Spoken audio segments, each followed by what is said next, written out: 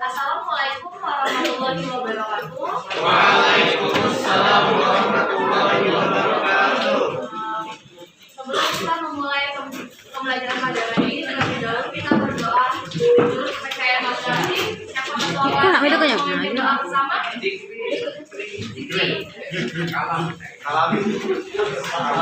Marilah teman-teman, kita mulai pelajaran hari ini. Kita berdoa ya, masing-masing berdoa mulai.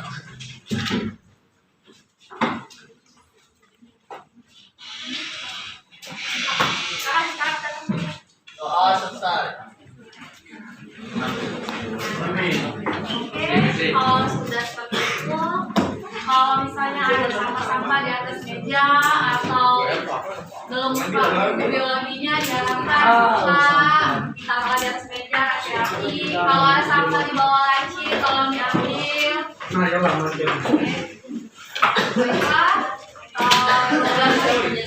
perkenalkan, nama Ibu Apariana Dwi Putri yang akan mengajar hari ini pada di kelas 12 IPA 7. Yang udah kelas hari ini siapa? Alia,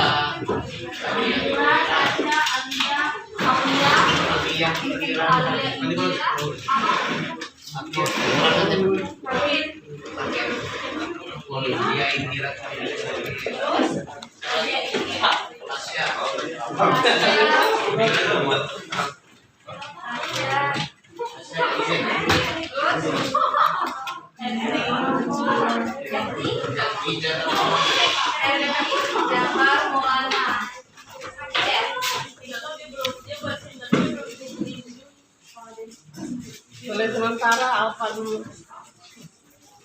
Terus? Sudah. Oke. Minggu kemarin kalian sudah belajar pastinya tentang Ibu ingin menampilkan sosok seseorang pada materi terdahulu.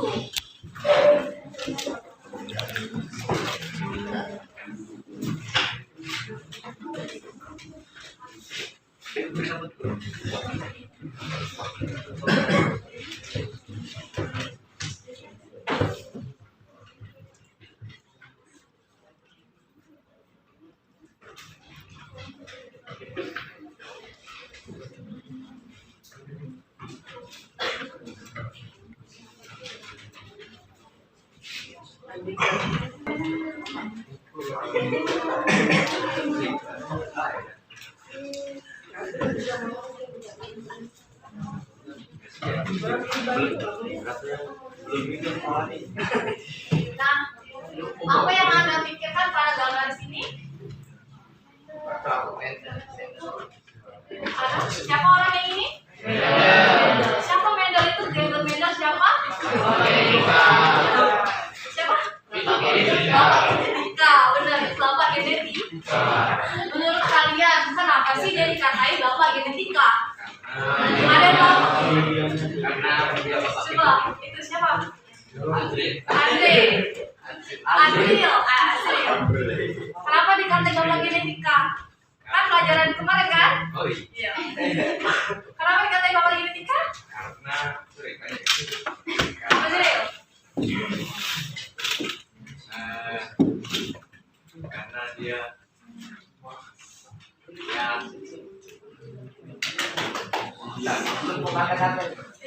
Kenapa apa?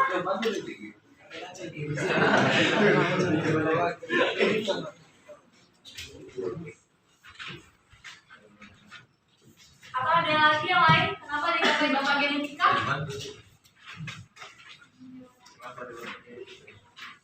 Karena mencetuskan apa? ya menemukan genetik. Benar, mencetuskan rumus Mendel atau teori pembarisan sifat. Nah, dia kan mencetuskan pembarisan sifat atau hukum Mendel. Berarti dunia adanya banyak percobaan. Tanaman apa percobaan menggunakan tanaman kacang Kenapa sih dia menggunakan kacang etis?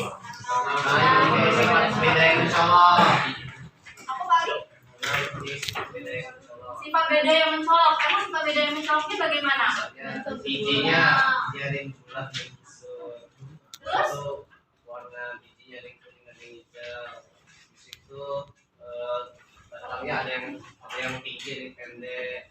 Jadi kalau Jadi karena dia menggunakan tanaman eksis, benar yang kata Pali, dia juga kalau tanaman eksis itu dia itu mudah tumbuh, terus bisa melakukan penyerbukan sendiri dengan pertumbuhannya tuh siklus hidupnya itu lebih relatif pendek. Jadi itulah salah satu alasan dari si Gymnospondyle ini menggunakan tanaman eksis.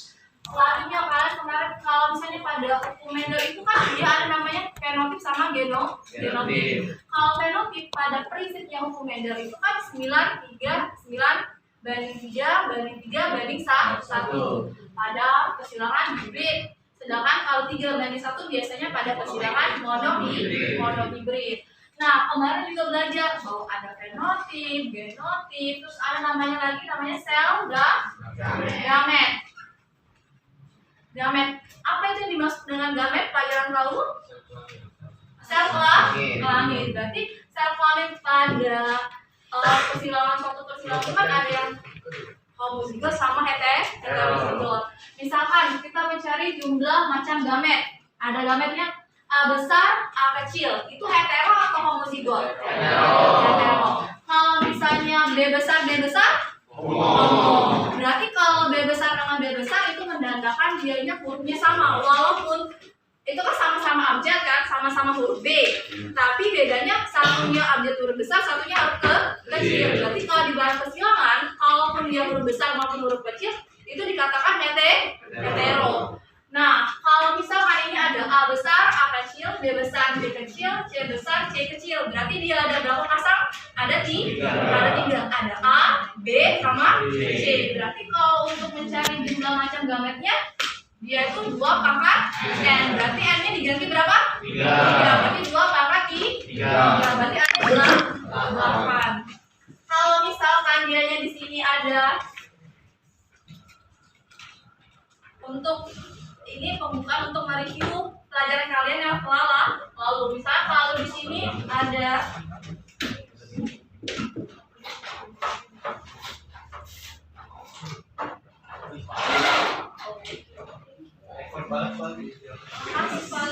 kalau misalnya di sini ada A besar, A kecil, B besar, B kecil, berarti di sini ada yang kamu cobanya?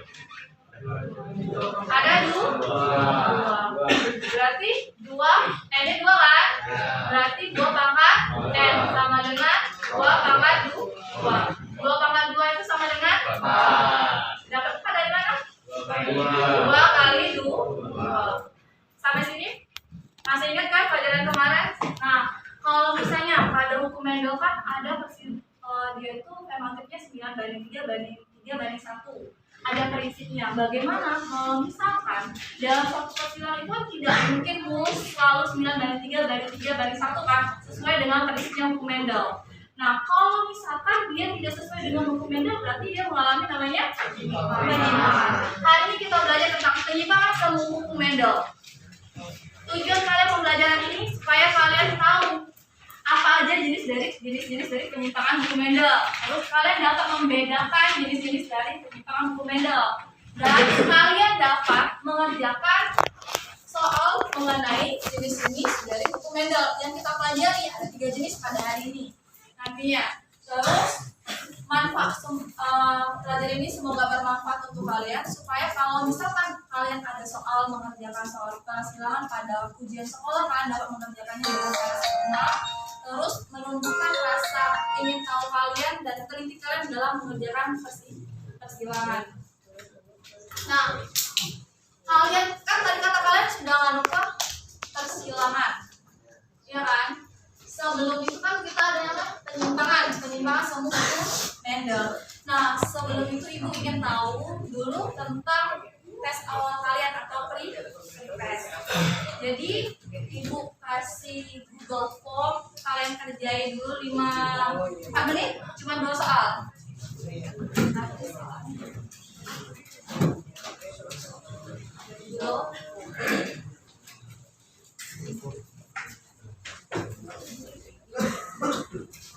Soal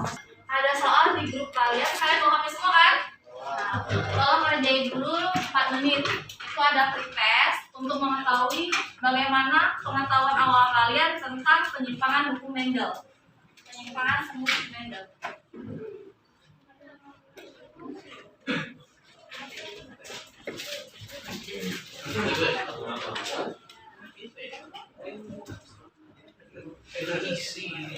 Lagi isi. 4 menit cukup kan?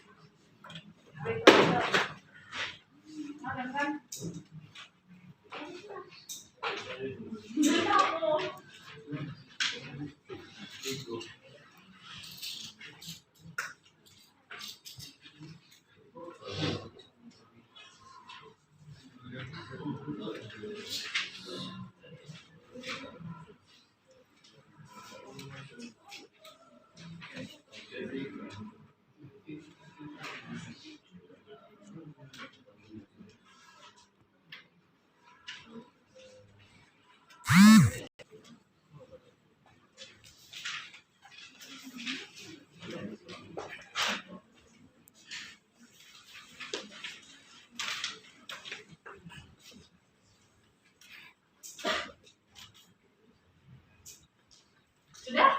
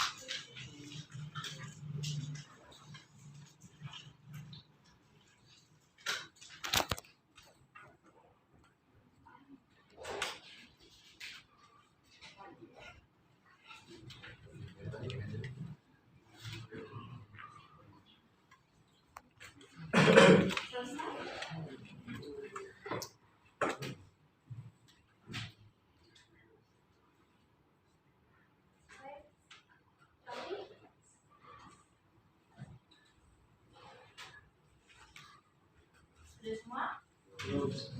Berapa menit sudah?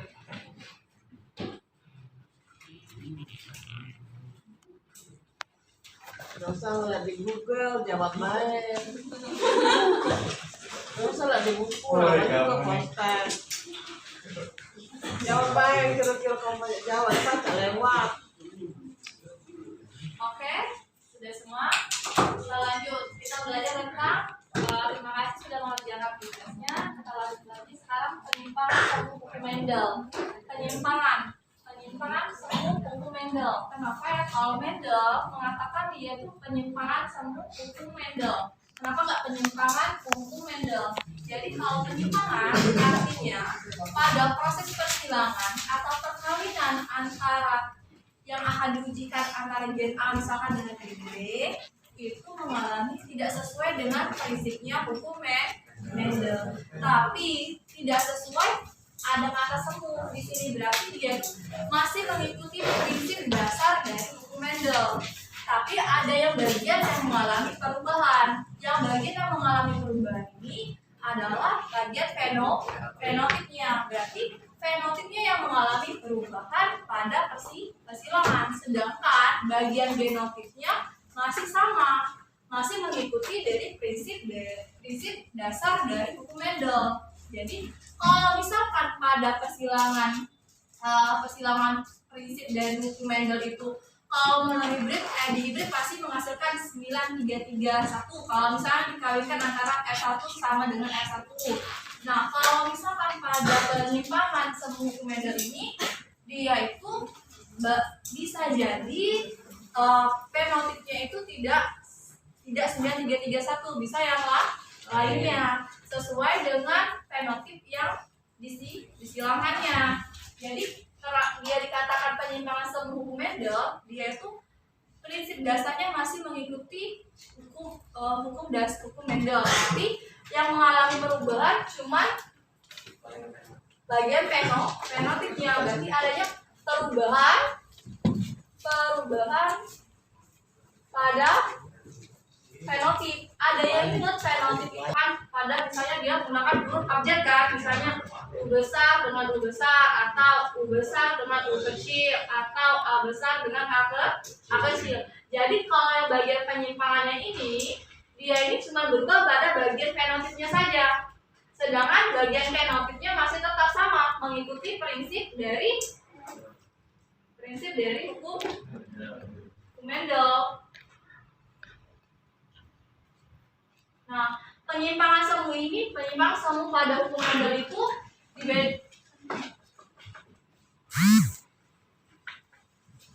penyimpangan semu pada hukum Mendel itu,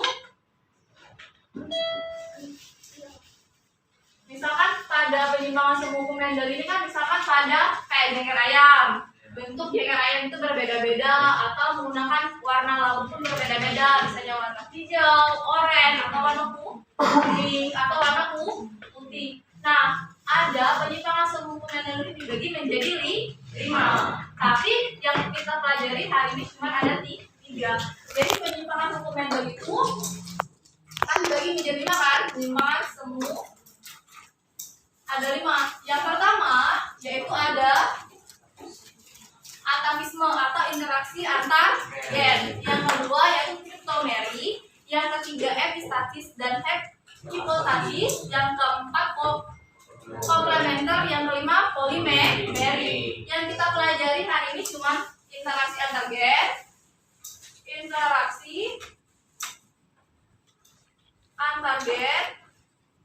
yang kedua kriptomeri, yang ketiga epistasis sama hipostasis. Nah, yang kita pelajari hari ini cuma 3. Yang pertama kita lihat dulu dengan interaksi antar gen atau atavisme. Atavisme itu interaksi antar gen di mana parental masih ingat orang tua. Parental itu induk kan? Induk atau orang tua. Nah, parentalnya, induk dari si persilangan ini, dia itu tidak akan pada F1-nya tidak akan mengikuti dari si induknya. Berarti parentalnya berbeda dari si F1-nya. Tapi parental atau dari induknya ini akan keluar pada keturunannya yang lain. Setelah dari ini kan contohnya pada genjer ayam. Misalkan pada genjer ayam ini dia ada nama 4 genotipnya kan, yaitu R besar. Yang pertama yang paling banyak ada di lingkungan kita kan pasti yang bentuknya sungkel atau yang walnut kan, yaitu R besar strip P besar strip. Kalau misalnya dikatakan dianya R besar strip P besar strip itu menandakan dia itu bisa diisi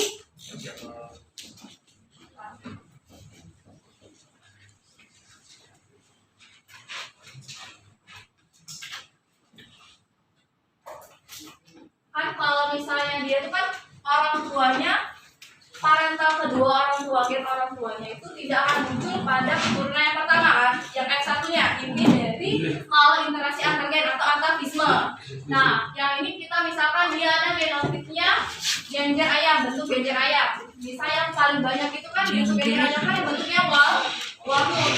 Di sini ada walnutnya, misalnya A, R besar, strip, P besar, strip. Kata strip ini menandakan bisa diganti. Dua kemungkinan, bisanya R besar atau R kecil pada persilangan. R besar dia itu menandakan berarti dia bentuknya dominan. Kalau R kecil menandakan dia bentuknya resesi. Sedangkan yang P-nya pun sama, bisa diisi dengan P besar, bisa diisi dengan P kecil. Kalau intinya, kalau dia menghasilkan walnut, bentuk genjernya walnut, dia itu harus ada R besar sama P besar. Kalau yang kedua itu ada R besar, strip, P kecil, P kecil. Kalau R besar, strip, P kecil, dia itu bentuknya rose. Apa yang membedakan ciri khas dari yang si A dengan si D? Kalau walnut dia ada R besar sama P besar.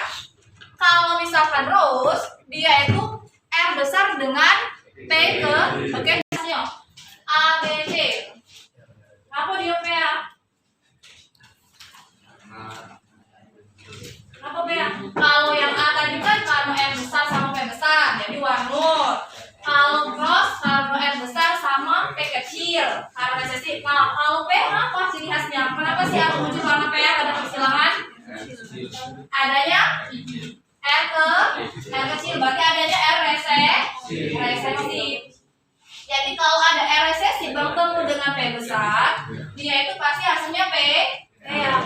Nah, keturunan yang barunya yang dihasilkan itu adalah yang single atau tunggal. Besar, P kecil disilangkan dengan R besar, R kecil, P besar, P kecil. Berarti kata tadi kan yang kalau interaksi itu rose dengan P menghasilkan tidak sama dengan ini ya kan, dengan keturunan yang pertama. Orang tuanya rose disilangkan dengan orang tuanya rose dikalikan dengan P menghasilkan hasilnya walnut. Berarti keturunan yang baru kan. Berarti yang ini yang keduanya parental kedua berarti R besar, R kecil, P besar, P kecil dikalikan R besar, R kecil, P besar, P kecil. Berarti walnut dikali walnut. Berarti di sini ada gametnya satu lagi kan? Kalau gametnya berarti dia bentuk gametnya apa? Pakai R masihnya? R, kita pakai R kecil kan? Di sini P besar, P kecil. Di sini P besar, P kecil. Karena apa? Kalau yang ini dia cuma satu jenis, yang R-nya homozigot, jadi dia bisa langsung dikalikan dengan sama-sama homozigot kan? Berarti cuma satu yang dihasilkan. Sedangkan kalau yang F2-nya, parental 2 ini, dia mempunyai 4 sifat beda kan? Makanya di sini kita buat R besar, di sini buat R kecil. Kita pakai garpu P besar dengan P kecil. R besar dikalikan P besar jadinya R besar P besar. R besar dikalikan dengan P kecil R besar P kecil. P besar. Iya, kan bisa semua. R besar kali R besar. P besar kali P besar. Kalau yang ini kalinya lagi kan? R besar kali R besar. R besar kali R besar. P besar kali P kecil. Ada yang nak coba nomor 3-nya?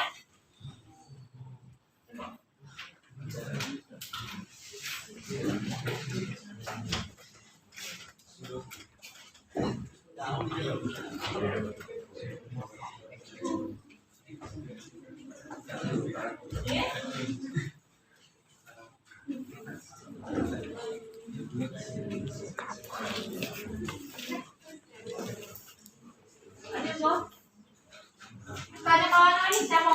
Untuk kawan.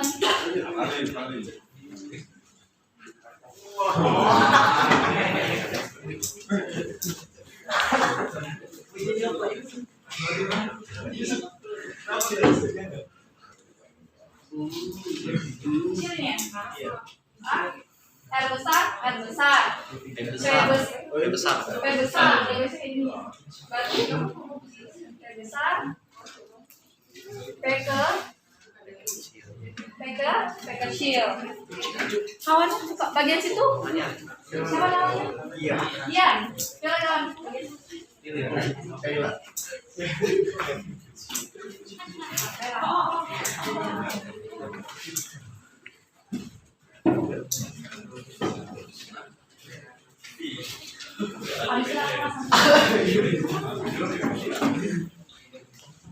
Nah, yang Azril Andika. Lepaskan baris pertama. Aku sama itu. Padon.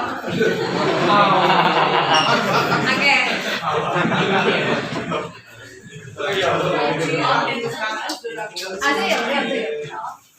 Azril. Yang ini dikalikan dengan yang ini. R besar dulu. Menurut saya. R besar. P besar. Nah, ini yang lanjut.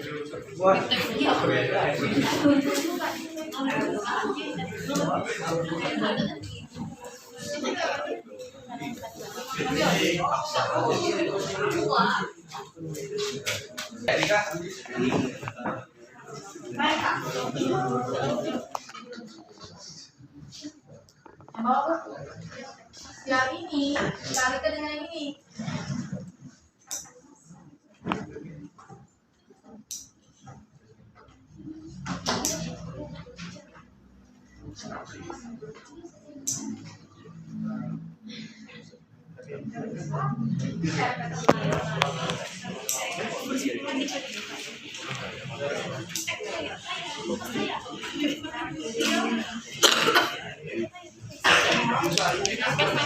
Terbentuk 16 gamet kan? Nah, kita lihat dari prinsipnya. Kalau dia walnut, R besar dengan P besar, kita lihat yang mana dianya R besar dengan P besar menandakan dia walnut. Dari yang sini. Ini R besar, ini P besar kan? Berarti ini walnut. Ini R besar, yang ini R besar. Ini PA. Kalau yang ini PA. Kalau yang ini walnut. Kalau yang ini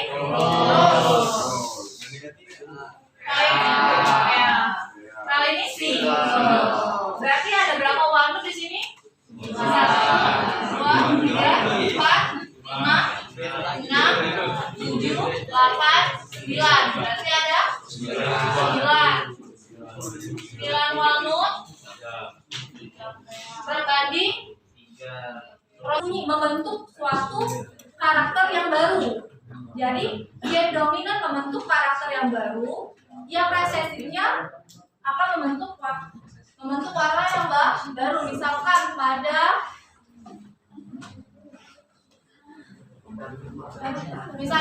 warna bunga.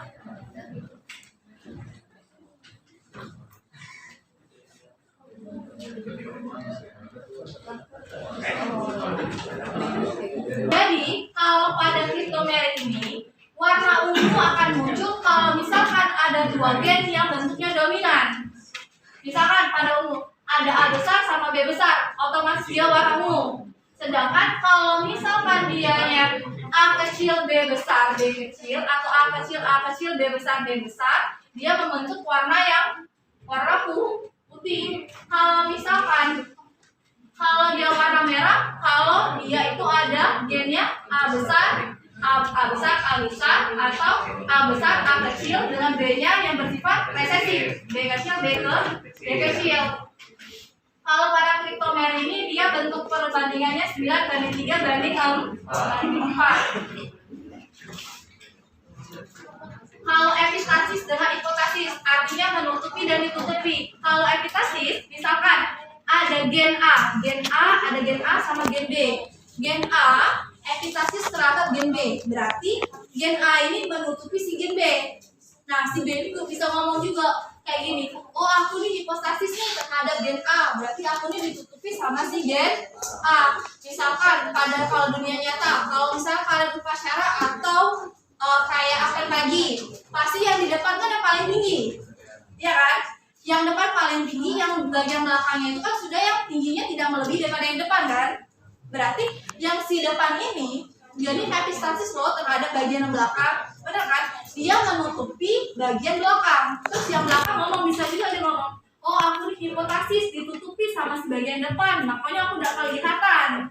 Jadi kalau bagian epistasis sama hipotasis itu yang kalau kalian harus tekani, kalau epistasis dia itu menutupi, sedangkan kalau hipotasis dia ditutupi. Kalau kalian bingung yang gen A sama gen B, kalian lihat aja kalau misalnya kalian upacara, aku misalnya duduknya barisnya di depan, berarti aku nih epistasis nih dengan yang belakang, aku nih nutupi bagian belakang. Sedangkan kalau baris yang bagian belakang itu hipotasis, dia tuh ngomong, aku nih ditutupi sama si yang bagian depan. Misalkan contohnya pada biji gandum, itu ada misalkan kalau K besar berbiji warna hitam, K kecil kulit biji berwarna putih, K besar kulit biji berwarna kuning, K kecil kulit biji berwarna putih. Berarti kalau pada epistasis sama hipotasis ini, yang gen reseptifnya itu membentuk warna tak tampak atau warna putih. Jadi yang memberikan warna itu bagian yang gen dominan, yaitu si H sama si K besar. K besar warna hitam, K besar warna putih. Tapi pada soal ini dia ada kata-katanya gen H epistasis terhadap gen H kecil, K besar, K kecil. Berarti kalau pada soal ini si gen H ini menutupi si H kecil, K besar sama K kecil. Misalkan kalau soal ini kan dia bilang untuk itu kalian sudah ada kelompok kan? Udah ada kelompok. Sudah ada kelompok kan? Ada. Nah, yang kemarin tuh Oh iya, kalau saya itu bagi lagi. bagi lagi. Ada berapa siswa di sini? Ada. Kita bagi menjadi 6 kelompok. Berarti satu siswa kan di sini 32 kan? Bisa 5 sama 6. Kelompoknya per meja 4, 5 kan 1 4 sama 5 sudah. Oh, sudah satu paket.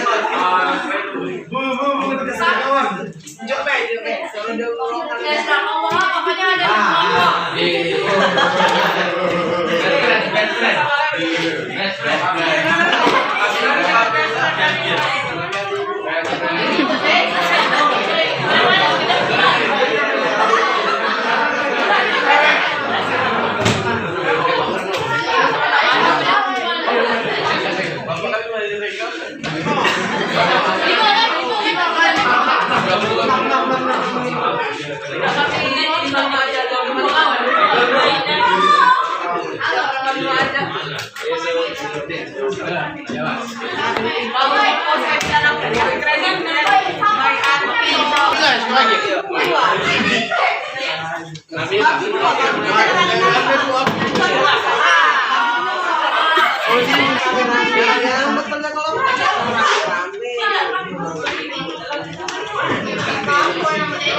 Itu bagi dua, dibuka jadi visual dibagi sendiri. Ada 6 soal bagi 3 sewang, 3 Agustus. Ada lagi tidak?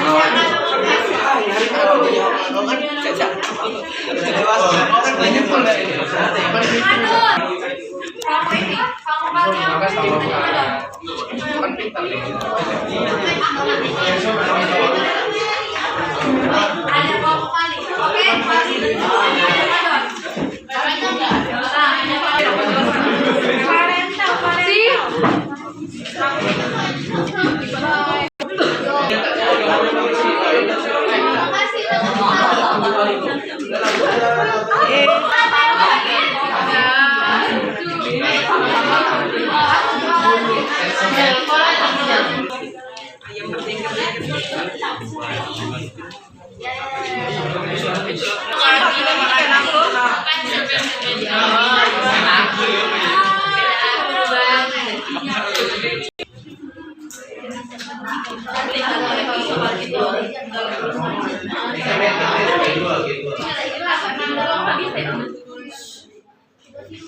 Oi, gabut rin yung hobi niya, ngobrol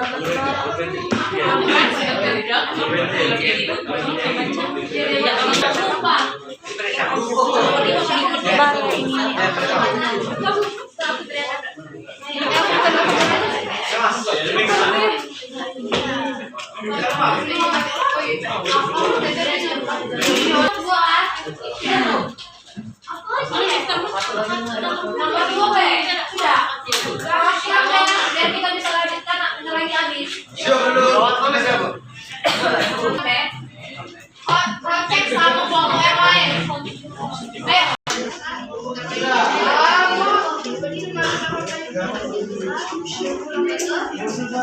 Sudah. Kelompok 1.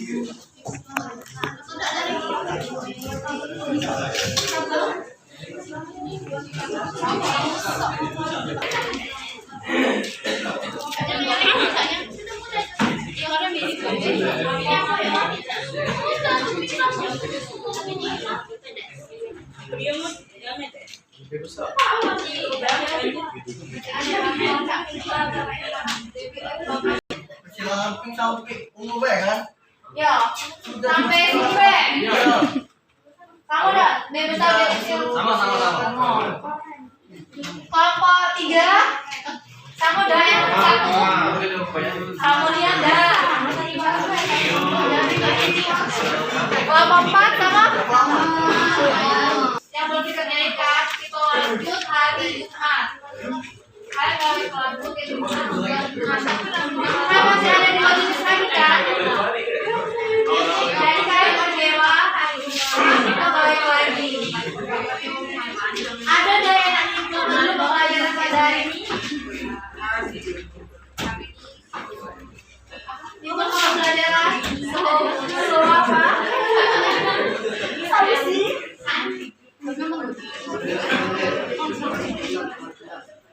Atau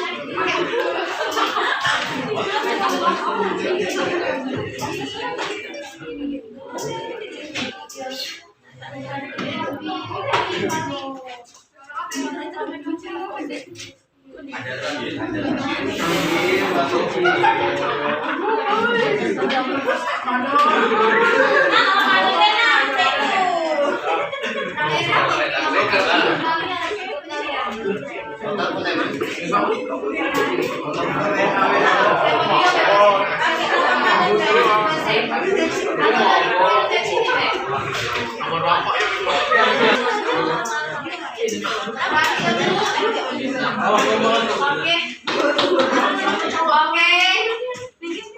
12 kalau yang udah selesaikan nanti kan waktunya kan habis kan. Nah, ada si Vali kirim ke postes dikirim ke Yuli postesnya. Jadi kerjain dulu postes yang ini kayak kita lanjut hari Jumat. Kan Jumat masih ada 2 kali lagi kan sebelum kalian ujian. 2 kali lagi jenis penyimpangan sebuku Mendel. Ini jangan lupa dikerjain ya, oke Pak?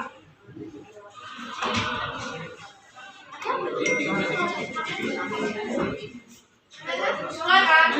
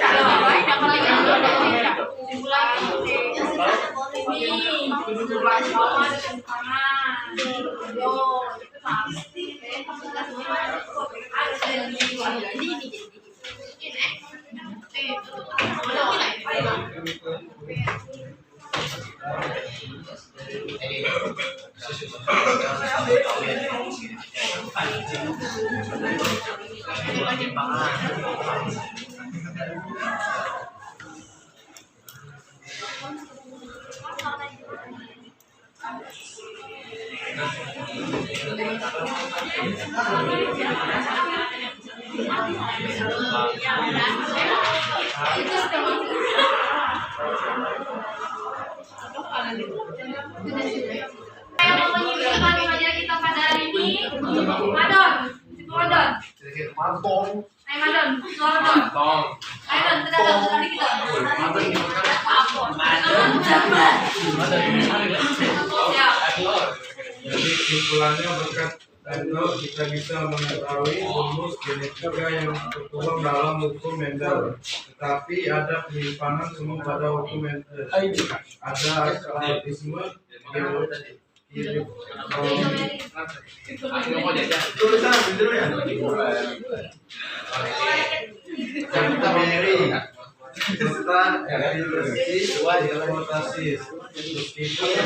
perbedaan fenotip yang berubah.